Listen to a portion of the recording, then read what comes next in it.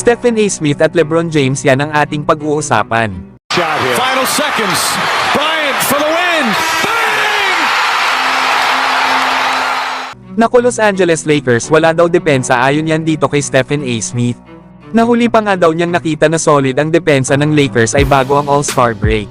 Sinabi pa ni Stephen A. Smith na sabi daw sa kanya ni Rob Pelinka na kailangan na nga daw nila itong si Jared Vanderbilt.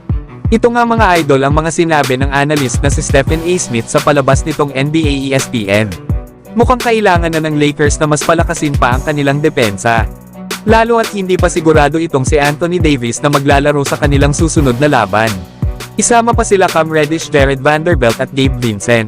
Ay mahihirapan nga talaga ang Los Angeles Lakers na mapigilan ang mga offensive teams na kanila pang makakaharap.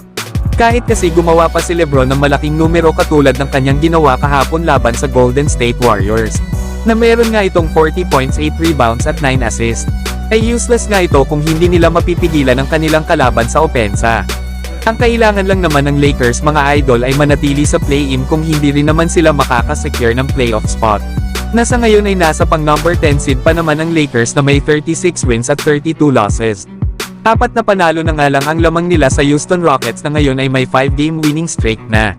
Kaya delikado rin ang Lakers kung magsusunod-sunod pa ang kanilang talo. At maaari pa silang masilat ng Houston Rockets para sa pang number 10 seed sa play-in tournament. Mukhang hirap na rin kasi ang Lakers na habulin ang number 7 at 8 seed. Kaya ang pinaka-possible talaga na magtapos ang Lakers sa standing sa regular season ay sa play-in. Na dito nga ay win or go home ang mangyayari at isa nga itong rematch kapag nagkataon laban sa Golden State Warriors. Pero sa palagay nyo ba mga idol sa 14 games remaining ng Lakers, ay magawa pa kaya nila na makapasok man lang sa number 7 or 8 seed ng play-in tournament? Samantalang gumawa na naman pala ng record itong si LeBron James, matapos ang 40-point game nito kahapon laban sa Golden State Warriors. Lalo at sumama lang naman si LeBron kana Michael Jordan at sa iba pang former NBA players na may edad na 39 years old, na makagawa ng multiple 40-point games ngayong season. Efficient nga din si LeBron kanina mga idol na merong 15 out of 23 sa field goals at 3 out of 5 naman sa 3-point area. Kaya grabe nga rin ang ipinapakita ni LeBron sa kabila ng kanyang edad na 39 years old.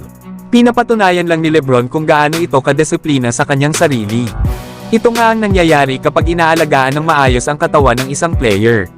Isa pa ay grabe din ang investment ni LeBron para sa kanyang katawan. Sinabi pa nito kung bakit siya consistent sa kanyang performance, ay dahil sa natutulog daw ito sa tamang oras para ready ito kapag maglalaro na. Yung iba kasing NBA player ay mas inuuna pa ang lumabas para makipag-party at inuman.